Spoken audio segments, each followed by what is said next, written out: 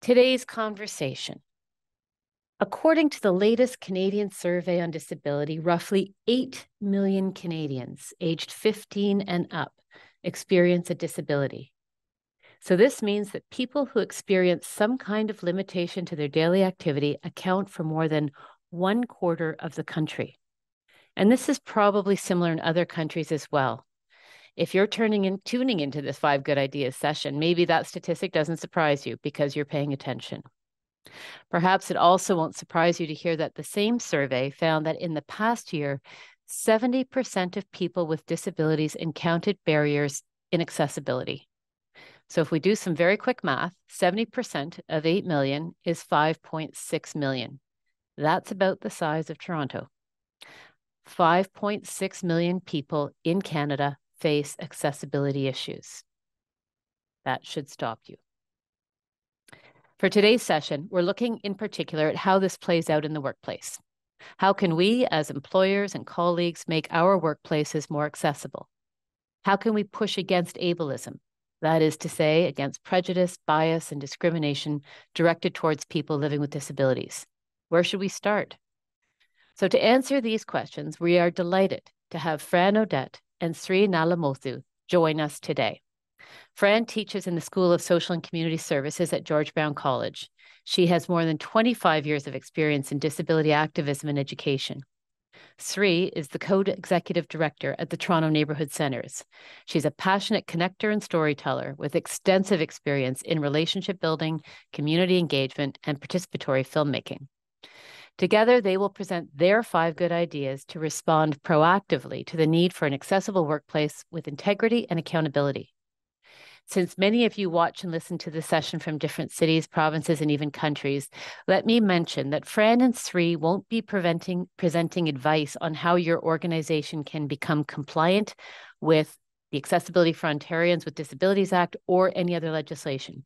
They're aware of the ongoing processes for developing and enforcing accessibility standards, but today they won't provide you with a list of step-by-step items that you can check off. Instead, they are going to share from their own experiences working on the issue, the challenges that they've encountered, and some of the solutions they have found helpful.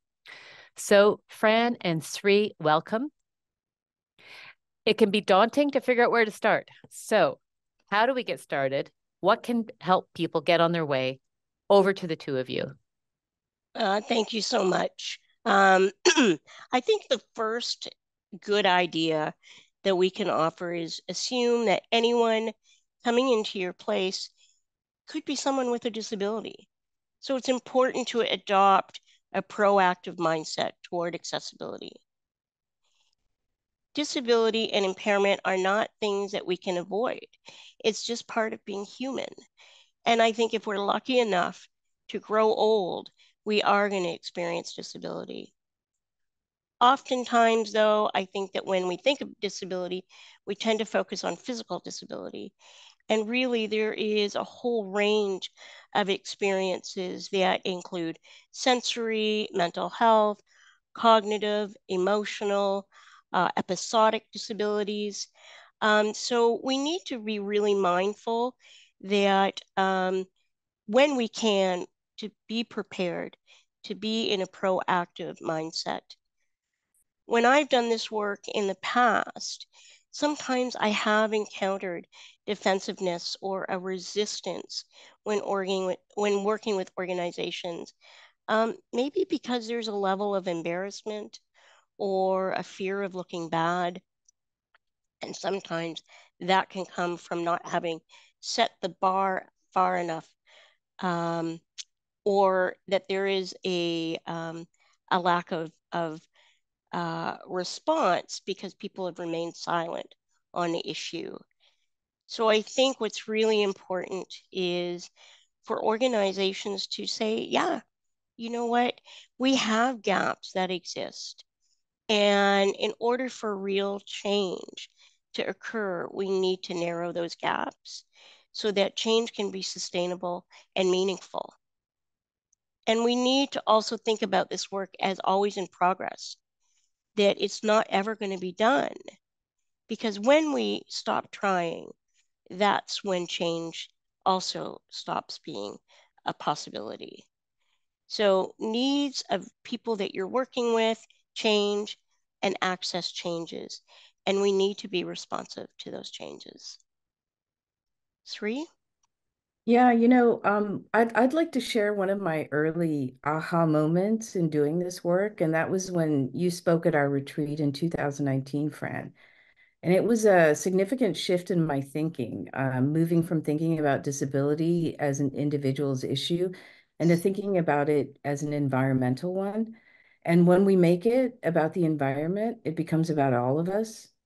I think the first 2 years of COVID-19 taught us what's possible when we focus on the environment as the issue, because it changed the way we showed up for each other, the way we worked, um, what we prioritized. So when I think about it, how do we make this shift? And for me, I think remembering that our values are a big part of this work really helps.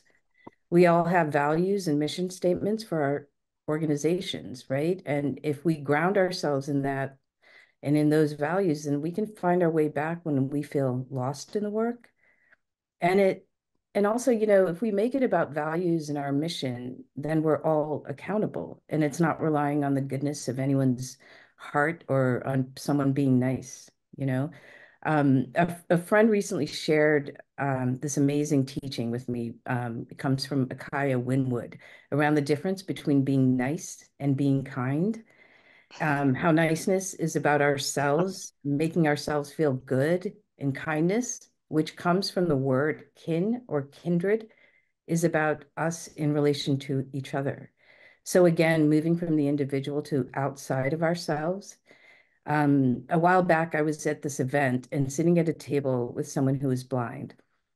And I offered to get them a plate of food, which I thought was nice, and it made me feel good to do.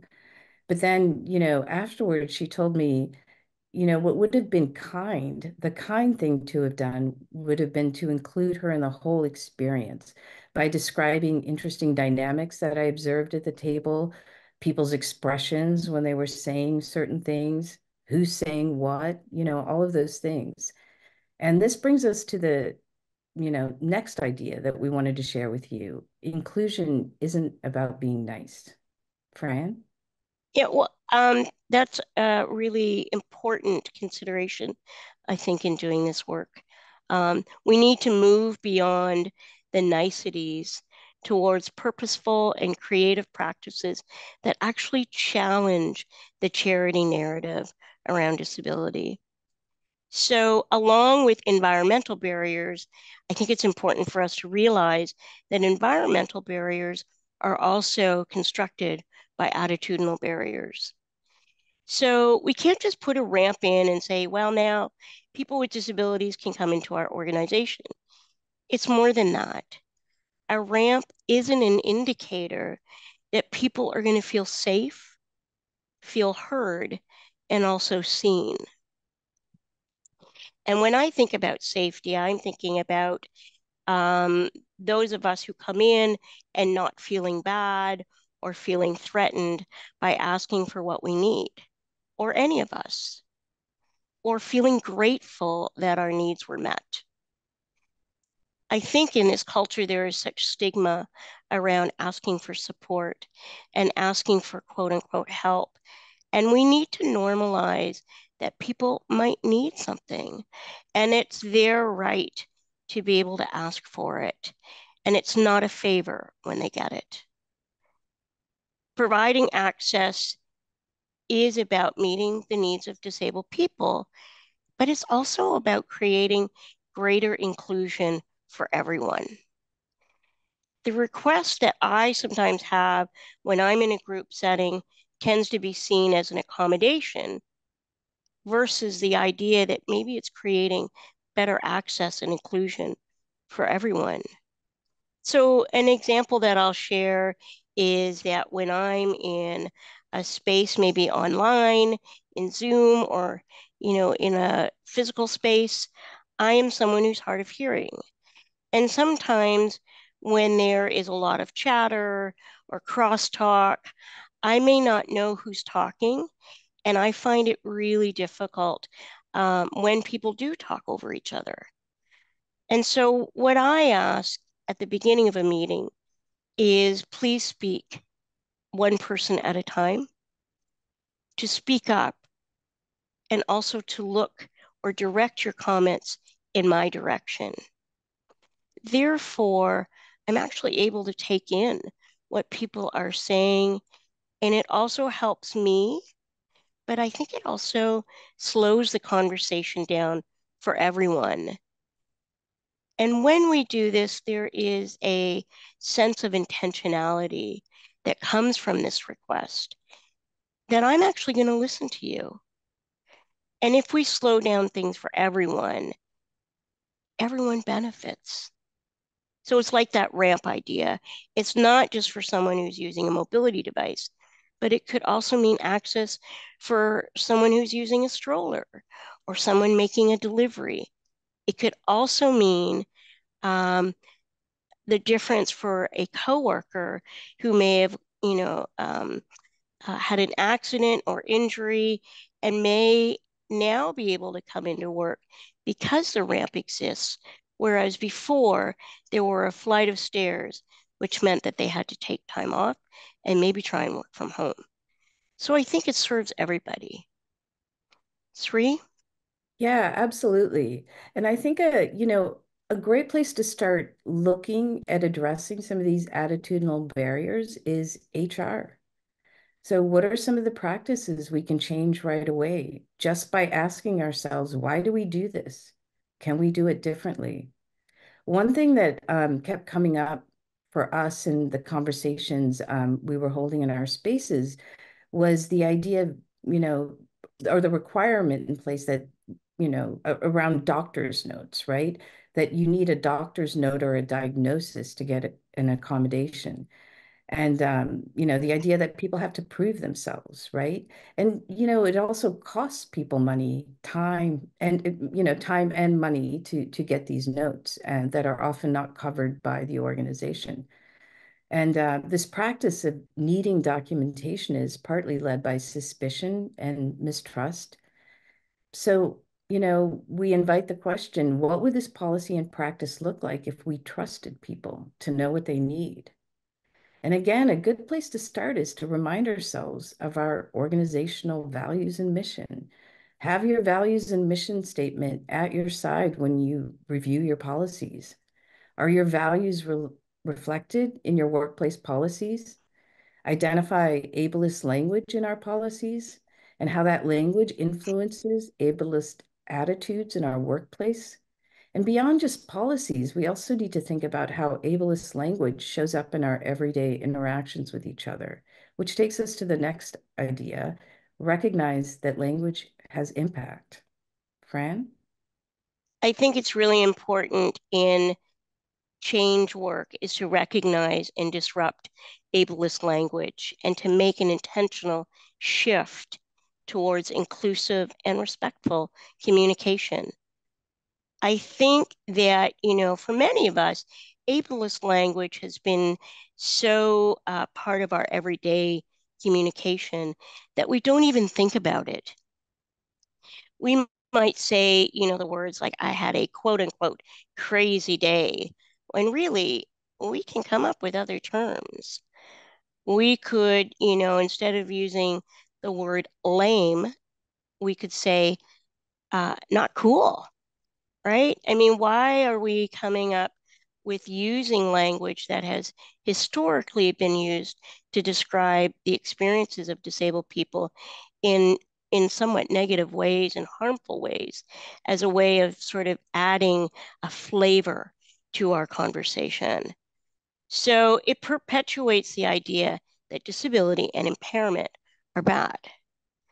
And so when I hear the word physically challenged or differently abled, I want to be honest, folks. I'd much rather that you say disabled, disability, or impairment, because really what that suggests to me is that you, the speaker, are actually uncomfortable with the words disability and impairment and see them as bad things.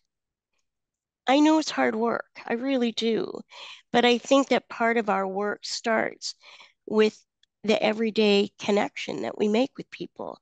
And when we see it or hear it from our colleagues, how do we start to disrupt it? And how do we start doing this sooner than later? Sri? Well, you know that saying, practice makes progress. So that's how we do it. And there are no shortcuts. Um, but we do have a few considerations that we're working within our own practice that might be helpful that we wanted to share. One, make space to sit with questions rather than rush to solutions. These questions are our most important tools for now. They are our guide and they keep the work present. Two, prioritize this work. We just have to make an intentional decision to do so because this is a first step to culture change. It demonstrates an intention to change something. Three, not doing more harm in our learning. So we need to recognize labor, who's holding it, who's not, and to be mindful of our moments of growth and how they can be at the expense of others if we're not careful. We we need to be okay with getting it wrong. And when you fail is when you learn, and always have a repair practice in place. So, and it's something that could be as simple as, I'm sorry, it won't happen again. Um, and to realize that accessibility is about all of us, meaning both our whole self and also who we are collectively. And finally, to use an intersectional lens, bless Kimberly Crenshaw for this term. We can't think of this as another bucket of work to add on, but we need to see it as how it's interrelated identities that mutually shape the issues that we're all trying to address. And this takes us to our next idea, embrace intersectionality. Fran? I think that oftentimes those of us that are doing anti-oppression work, we need to bring that lens to also thinking about disability. So disability is not this monolithic experience. Oftentimes, though, it is left out or an afterthought in EDI work. And like all of us, disabled people are not single issues. Disability principles or disability justice principles are not just for disabled folks, but really can be integrated into all of our work, like examples around interdependence. We're not, ships that are out in the sea on our own. We all at one time need to ask for support from one another. The ideas of leadership from those of us who are most impacted by oppression and discrimination. In the disability justice movement, I think it's really important that it really demands that the disability rights movement has us think differently about intersectionality, because historically it was a movement, the disability rights movement, led by white, cisgender, oftentimes working men with disabilities. And those voices of BIPOC, queer, trans, sick and disabled people were not at the table. Patty Burns and Stacy Milburn and Mia Mingus are some of the founding people that had us really think about social justice in disability justice work as an intersectional perspective, and realizing that in their own work around social justice, disabled people were not at the table. And also in disability rights work, BIPOC, queer, and trans folks' voices were also left out of the equation. So we're still grappling with that in many settings, that we're not asked to be at the table around other kinds of collective work. Sri? Yeah, I love that you shared some of those principles. The two that stand out for me are interdependence and collective care. And these, I mean, are incredible gifts, right? Because they teach us to normalize needs and they offer us ways to practice care.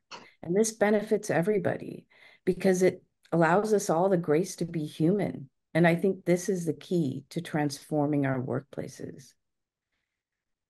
And I think it's really important to bring disability into the conversation. Mention accessibility every time you talk about EDI work. You know, add that A to EDI or DEI or whatever acronym that you're using. It's really important. And finally, you know, we're working in a capitalist system, which means we can't talk about equity without talking about economics. So the next and final idea is make accessibility a core budget line. This ensures that change can be sustainable and that it goes beyond the bare minimum. And if we make it a core budget line, it becomes embedded in the organization. And we need to include it in all of our grant asks and advocate to funders for the need if there's resistance. And also, you know, leadership has to lead. And they have to do this by doing the learning themselves so they can model it, by setting expectations, and by resourcing it. And, you know, resourcing it includes time, right? So paying for trainings is important, but also giving staff time to reflect on their learnings from the trainings so that, you know, they can figure out how they can incorporate those learnings into their work. It's very important to do. Fran? Well, and I think this idea of time and resources sometimes bumps up against the fact that we are living in a time that is somewhat challenging for all of us that are providing some kind of care work, you know, in our agencies, and that expects us to do culture change and to do EDI work without the resources. And so I also, though, want you to think about this idea of what it means to be truly committed to inclusion. And that means access is part of all of your programming. So you're thinking about access not just for service users, but for your employees, your coworkers, so that you're not pulling money out of one program area to meet the access needs of participants in another program, and that you're always sort of shifting and having to make up for different budget lines. Have access be a consistent budget line in all of your asks and also in your core budget. So one way that I think we can start doing some of this work and resourcing right away is, you know, thinking about captioning. So captioning is something that I ask all the time, that it be a regular practice at events and meetings. Not only helps me, but it also really creates greater inclusion for people that are also at the same meeting. Subtitles on videos, having audio description embedded in promotional materials is also a way that we provide greater inclusion. Another way is really thinking about disability representation in leadership positions. That includes having people who are disabled, who are part of your board, who are also part of senior management. And when you are thinking about access, think beyond the physical only, but think about, you know, dietary accommodations or access. Think about access needs allows us to normalize those conversations, and people will start to know that they have needs and they can also ask for those needs to be hopefully met. The other thing is think about hiring more disabled people and think about how your outreach and promotion of your jobs may inadvertently exclude people and bring in people that want to work and can work. I know that we don't have endless budgets, but we also can't use that as a reason not to start.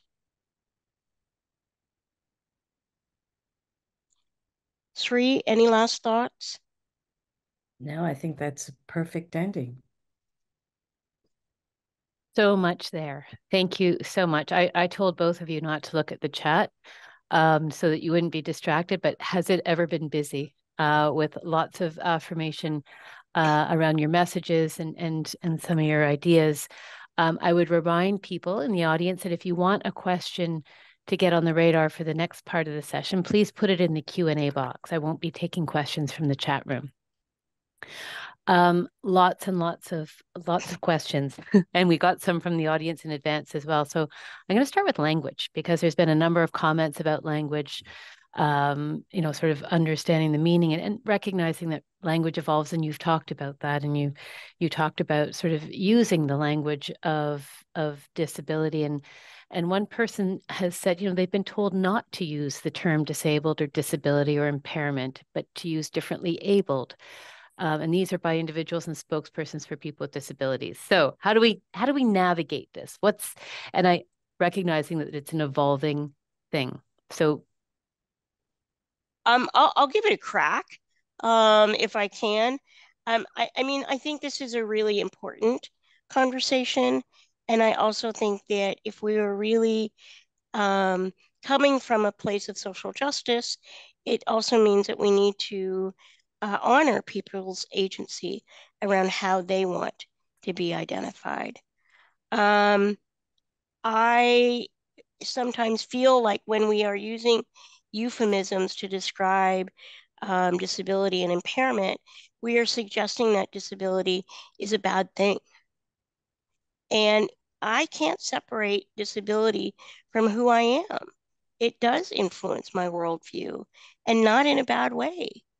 And I think that when we start coming up with things that feel more palatable for us rather than for that person that we're talking to, we're also engaging in some invisibility and erasure of who they are. When in doubt, ask, folks. That's all I'm saying. You don't have to have the answers, but I think, disability is a socio-political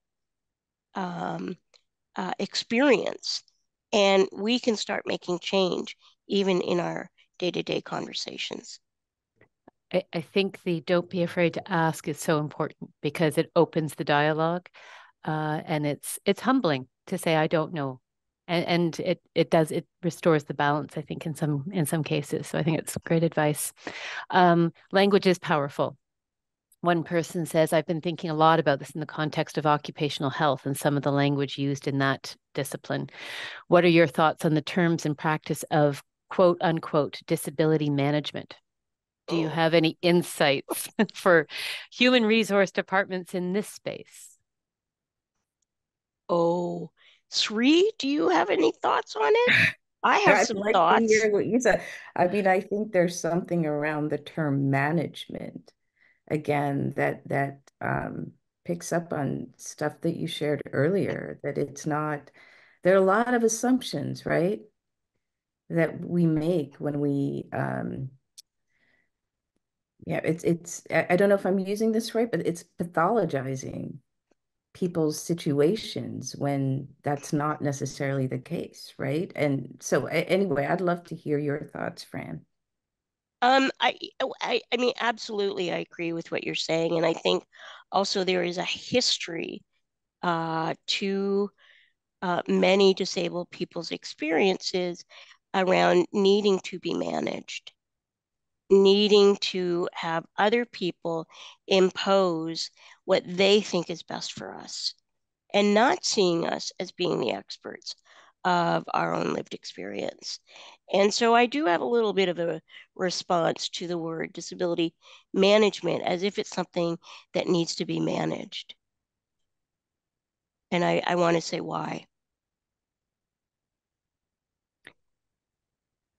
You spoke earlier about Fran, you said, you speak out and say, this is what I need in a meeting. I need you to speak one at a time. I need you to speak toward me. One person asks, as a person with an invisible disability, I find it hard to ask for help because I find I have to explain my disability every time. Do you have suggestions on ways to ask for help or accommodation that may be needed without having to do that, without having to go through that process? I think it's a really great question. And I don't have a solution But I think that, it is, I think, sometimes more difficult for folks who do have invisible disabilities because of the stigma that is still surrounding what it means to be disabled, and to be perceived through a lens that tends to see many folks with disabilities through a deficit perspective. And so it can be really risky to say, this is what I need. You don't need to say why, but you can ask for what you need. And, under the Human Rights Code, people aren't necessarily supposed to ask why you need it. And I think that there is also a way that we get to shift this idea of accommodation only being for disabled people and really challenge ways of thinking around access and inclusion and how that opens up the doors and experiences of inclusion for so many more people. Um, and it can feel very isolating to be the only one doing this work. And that's why, Sri and I really believe that working collectively, thinking about allyship when your experience is not that of the other person can be huge, can really, reduce the isolation and the feelings of aloneness in doing this work. And I think the practice, and when we do it together, it's the practice of creating, people have different names for it, but we think of it as community guidelines, like as conveners, as people sort of pulling, organizing these meetings. I mean, to take the time at the beginning of every, meeting that you have to sort of set some guidelines that respect the different ways in which or different needs that people might have in terms of the way you are going to choose to communicate in this space, right? And a lot of that can be informed by needs that people have expressed without having it being about the individual, right? Let's make it about all of us and let's all sort of agree to these terms of communication. I want to add just one more thing to what Sri is saying, is that I think when Sri and I do our work, I feel like Sri is a co-conspirator with me. And I don't mean that in a negative way. I think that our efforts are about resistance. It is resistance to being erased and made invisible. And when I have someone alongside who is supporting that work, I feel like that's also a powerful statement. There's another layer to this question, but I think you've already addressed it. But in case you want to add anything further, and this came in before the presentation, the person asks, how can employers create a truly safe, non-judgmental, low-risk space for employees to speak their truth? So I mean, I think you've dealt with some of that, but are there particular examples of practices that create that kind of safety? Sri, I, what I do you mean, think? well, all of our work is rooted in relationship building, and that relationship building started like 6, 7 years ago with a lot of, intentionally 6, 7 years ago, thinking about relationship building as a practice. And there's no shortcut to this. It's if you want to make people feel heard and safe and trust each other, you have to build relationships and spaces where those relationships can happen, right? Like to make that possible. Like to me, I can't think of any other way. But I think you can put some, better practices in place that speak to just relationship building techniques, right? Trust building. Like there's a lot of stuff out there about ways we can practice that with each other. And again, that's just that too. We get better the more we do it. One of the sort of difficult edges sometimes of a disability in the workplace is neurodivergence, or the unseen.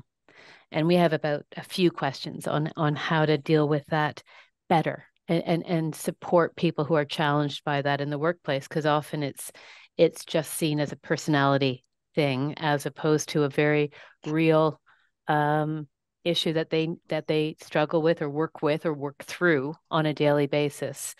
Is there a way of building that also, or is it the same principles? I think the answer will be the same principles we've been talking about, but because it's less identifiable or obvious sometimes, are there any particular elements to that? I have some thoughts. Again, it's not a solution, but like ask the person, what do you need in order for this to work?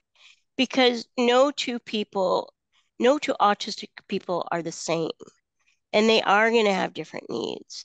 And so I think our work is to think about how we can be proactive, but also recognize that we don't want to create kind of a cookie cutter approach to responding to people's needs either.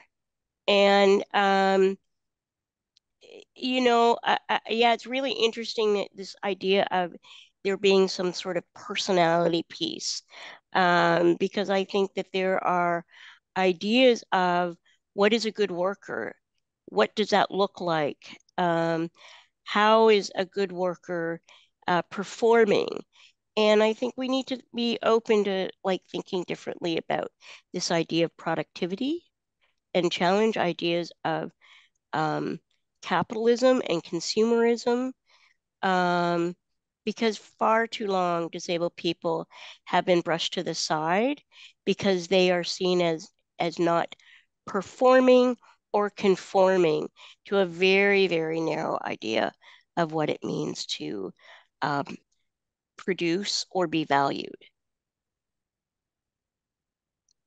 Sri, I don't know Yeah, I anything. mean, it's interesting because I have two teenagers and I look at the ways in which they all communicate with each other within the schools now, with each other, like their friend groups, and it's all like nobody shies away from talking about their medication, right? Or different sort of accommodations that they're gonna ask during exam week or and I think part of it, I guess for the lesson for me is just how it's that normalizing of how we all are different, right? And we all like come to our work or our responsibilities in different ways. We perform our responsibilities in different ways. But to me, it's just about like being just open and honest, and the judgment goes away because you normalize it.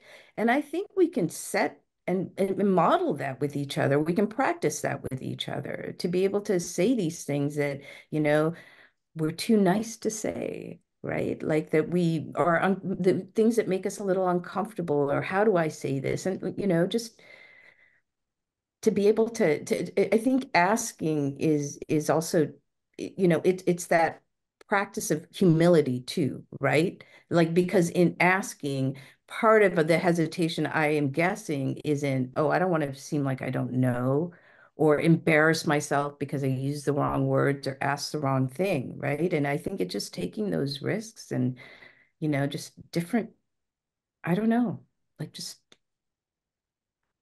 I want to also add, if I can, very quickly, and that is um, the person that is in front of you who has the experience of disability has had to navigate the world much longer than you have had to interact with them, right? Like this is just a snapshot of all the things that they have already learned to navigate and might have bumped up against in terms of the barriers.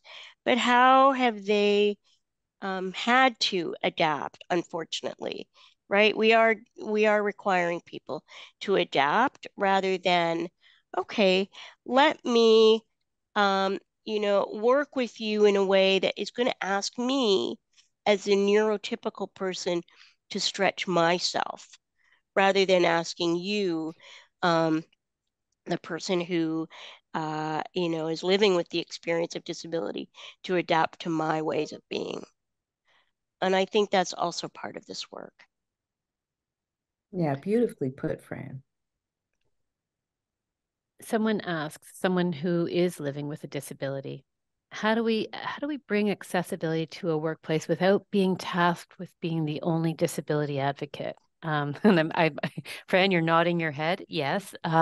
What is your advice on boundary setting as a person living with a disability in that context? Oh, I have lots to say about this one, but I think that in any EDI work, we cannot make that one person the person that is the spokesperson. It is all of our responsibility. So, when I'm no longer at an organization, I bring that historical knowledge with me.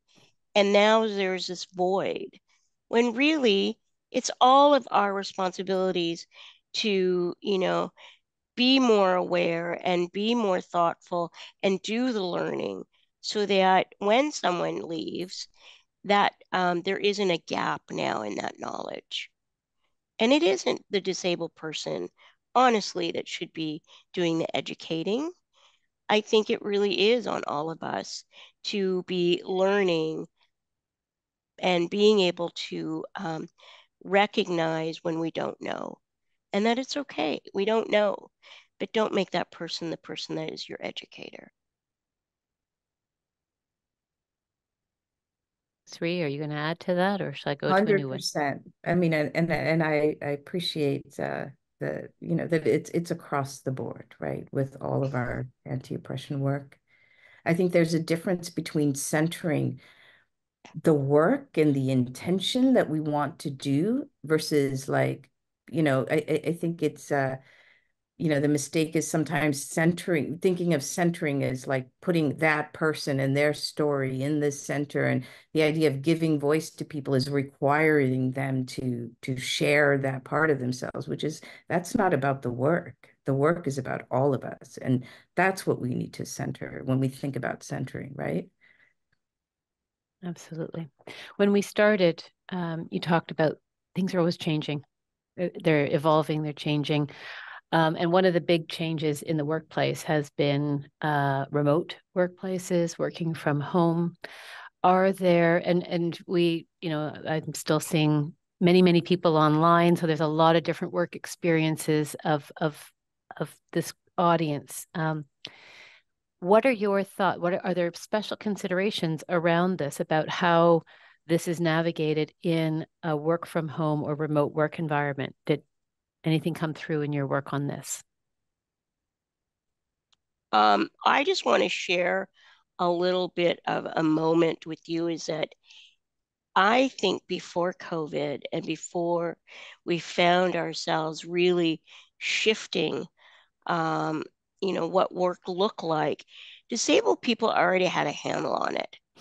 We already knew, right? Because of the fact that many of us were not able to, participate in the physical space because it wasn't accessible, or other considerations that made um, being in the physical space difficult or impossible. So we already had this figured out.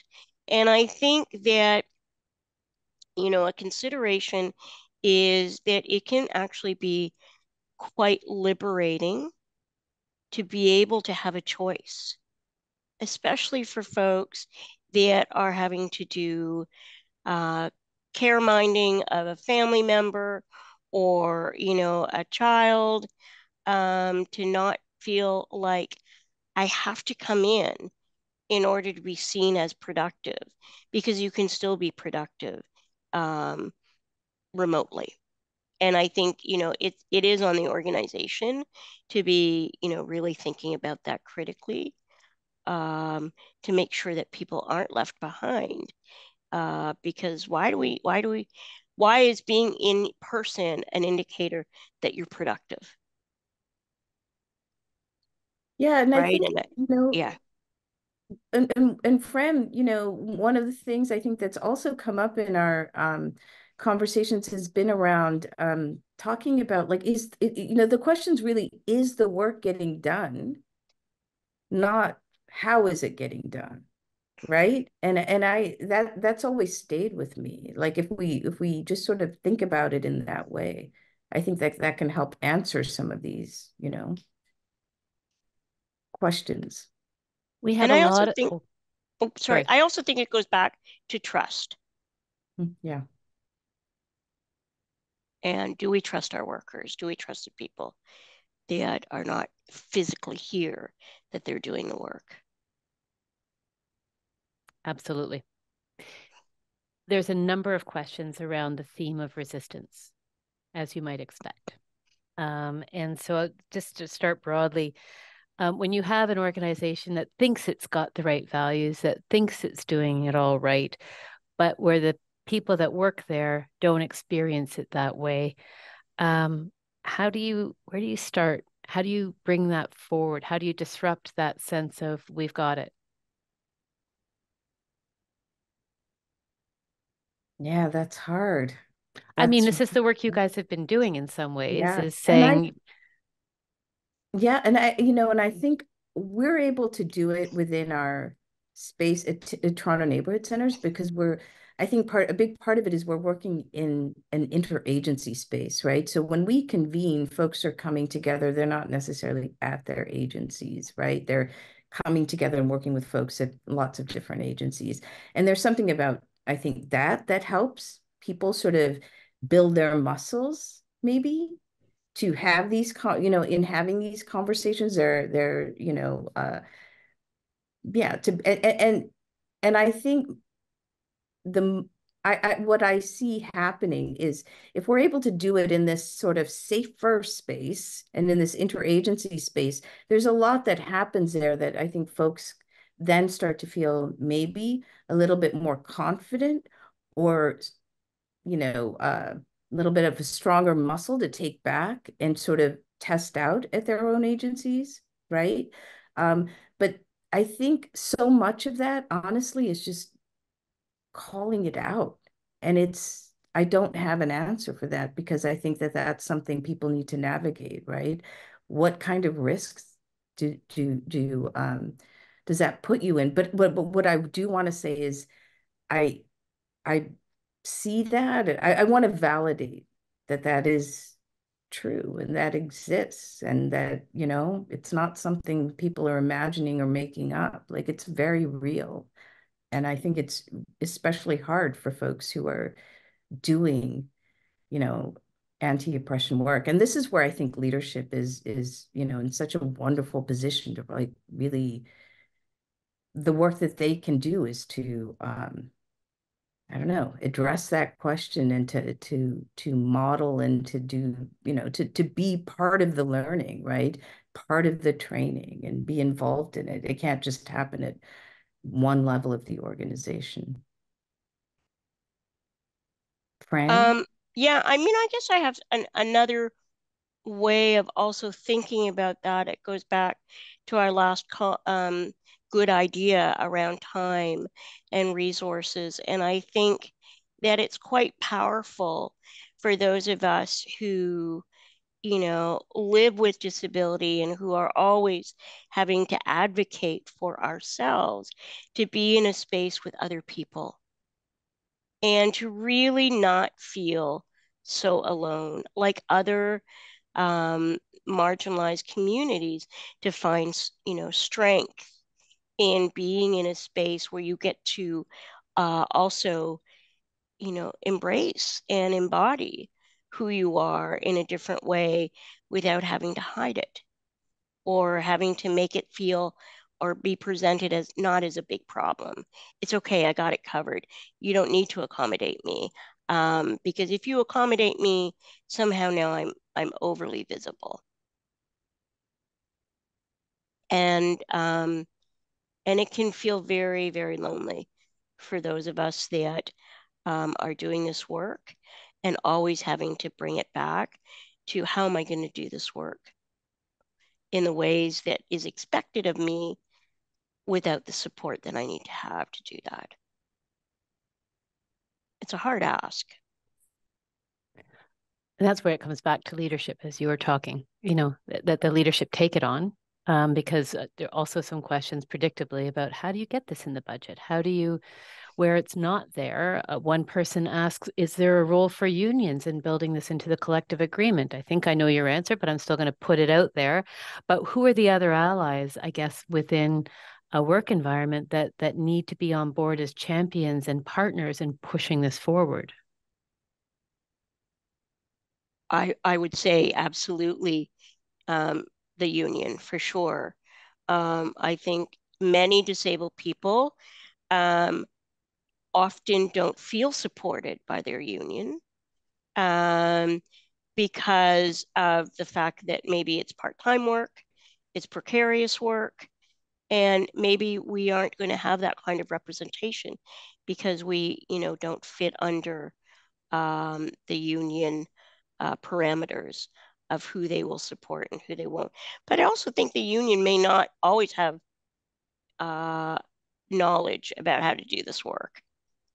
And sometimes people can be quite fearful of going to the union in terms of what that might mean in the long term. So, but I think that there is opportunity for us to sort of really think about collective work rather than us being siloed into our identities or perceived identities, that there's like lots more work that can happen around cross knowledge sharing. Yeah, and I think, back to the idea of collective work, I think when we think about conversations that we're hosting, trainings that we're having, it needs to be available to everyone working at an organization, because I think that's where we find our allies when we bring everyone into the work together, right? There are so many questions unanswered in the Q&A box. I'm going to, we have about 3 minutes left, so I'm just going to finish with continuing up the resistance chain. But I think this is important, and I'm going to ask it. And someone asked the question, but I'm the funder in the room. What are some good ways to drive the conversation about accessibility with funders who aren't necessarily super familiar with disability activism? How does it get built into put on their radar? I can share very quickly an experience that I had many, many years ago when I was doing anti-violence work. And we were a place that offered, student placements. And so, occasionally we would have deaf students come in to our agency, but there was no money allocated for funding to be able to have ASL interpreters. And the only way that the placement was able to fulfill that was to have an interpreter come in once a week. And we said, no, like this has to be when this student is in, even if they aren't, part of a staff meeting. We can't expect someone to sit in the corner and not have any engagement with hearing staff because hearing staff don't know ASL. So I think that is also thinking about funding to go back to funders and say, look, if we really are going to be making social change work, be sustainable, we have to recognize that there are disabled people that are part of all of these communities that you are funding. And we can't take money from one budget line to be able to provide access. We need to have that as a separate line. Yeah, I think it's just helping connect the dots, right? Yeah. And that's the final word. This has been, so I apologize to everyone who didn't get their question answered. It tells us how needed this conversation is, I think. And thank you to both of you. That was incredibly rich, thoughtful, and I think thought-provoking. I, for one, am walking away with more than 5 good ideas in my head. So thank you for your time and generosity of thought and your leadership on this work. It's so important and so valued.